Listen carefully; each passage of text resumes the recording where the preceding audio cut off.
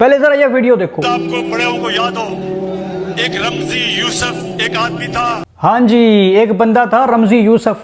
कौन था, क्या था, क्यों पाकिस्तान ने उसको अमेरिका के हवाले किया? क्यों जाने की कोशिश की है? नहीं, ट्रक की बत्ती के पीछे लगे हुए हो। ये तो तुमने सोचा भी नहीं होगा कौन था और क्यों उसको अमेरिका के हवाले कर दिया गया। नहीं, इसलिए मैं बताने आया हूँ, सुनो जरा। इसमें कोई शक नहीं है कि इमरान खान ने सच्ची बात की है, लेकिन आधा सच सेहत के लिए हानिकारक होता है, इसलिए पूरा सच सुनो। तो कहानी शुरू होती है 27 अप्रैल 1968 को। एक पाकिस्तानी जोड़े के घर जो कुवैत में रहता है, एक बच्चा पैदा होता है जिसका नाम रखा जाता है अब्दुल बासित करीम। ठीक 20 साल बाद 1986 को यह लड़का कुवैत से अमेरिका जाता है और वहां अमेरिका के यूनिवर्सिटी स्वेंसिया में इलेक्ट्रिकल इंजीनियरिंग की तालीम हासिल करता है। उसके ठीक 4 साल बाद 1990 में रमजी यूसुफ, जिसका नाम अब्दुल बासित है, वो पाकिस्तान आता है और पाकिस्तान के शहर पेशावर में उसकी मुलाकात एक दहशतगर्द तंजीम से होती है, जहां वो उनसे बम बनाने की तरबियत हासिल करता है और वहीं उसका नाम रमजी यूसुफ पड़ता है, क्योंकि उसका असल नाम तो अब्दुल करीम बासित था। पेशावर से ये सारी बम शम की तैयारी करने के बाद ये वापस चला जाता है अमेरिका। इस दफा इसका इरादा तालीम हासिल करना नहीं था अमेरिका में, इसके इरादे तो कुछ और ही थे। रमजी यूसुफ अमेरिका में 1500 यूरिया नाइट का एक बम बनाता है, उसको एक वैन में रखता है और वो वैन लेके जाता है सीधा अमेरिका के वर्ल्ड ट्रेड सेंटर टावर के जेर जमीन गैराज में। उस वैन को पार्क कर देता है जिसमें 1500 यूरिया नाइट बम रखा होता है। उस गैराज में ये वैन को पार्क करने के बाद वहां से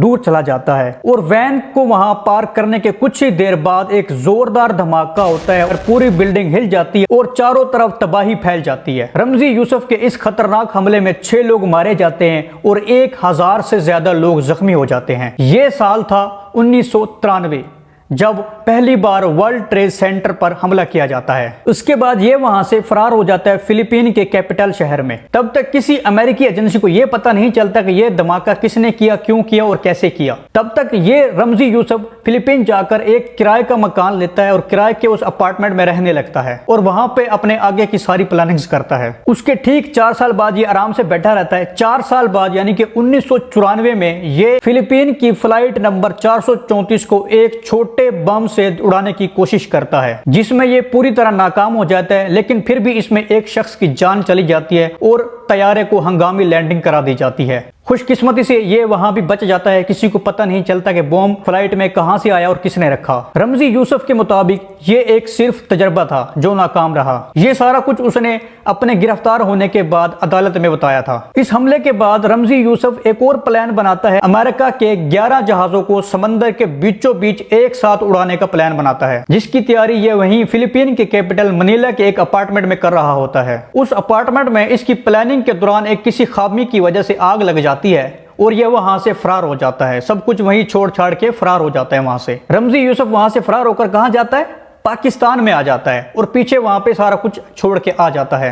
जब पुलिस रमजी यूसुफ के अपार्टमेंट पर रेड करती है, जहां कोई नहीं होता, हर तरफ आग लगी होती है, आग को बुझाने के बाद वहां से सारे सबूत इकट्ठे किए जाते हैं, जहां पर इस रमजी यूसुफ के बारे में पता चलता है ये क्या करता रहा है और इसने अमेरिका के साथ क्या किया है। फिलीपीन की पुलिस उन सारे सबूतों को अमेरिकी एजेंसियों के हवाले करती है। सारे सबूत हासिल करने के बाद अमेरिकी एजेंसी रमजी यूसुफ को ट्रैक करती है और उसका पता पाकिस्तान में मिलता है। अमेरिकी एजेंसी पाकिस्तान आती है और वो फिर पाकिस्तानी इंटेलिजेंस एजेंसी ISI से मिलकर इसको गिरफ्तार कर लेती है। और यह साल था 1995 का, जब रमजी यूसुफ को पाकिस्तान अमेरिका के हवाले कर देता है और अमेरिका की अदालत में इतराफ जुर्म करते हुए रमजी यूसुफ ये ऐलान करता है कि हाँ, मैं एक दहशतगर्द हूं और मेरा निशाना इसराइल और अमेरिका थे। रमजी यूसुफ का इरादा दरअसल वर्ल्ड ट्रेड सेंटर टावर को तबाह करना था, जिसमें वो नाकाम रहा और वर्ल्ड ट्रेड सेंटर पर हमले की शुरुआत रमजी यूसुफ ने ही की थी, जिसको बाद में उसामा बिन लादेन ने पूरा किया, दोनों टावर्स में जहाजों को टकरा कर।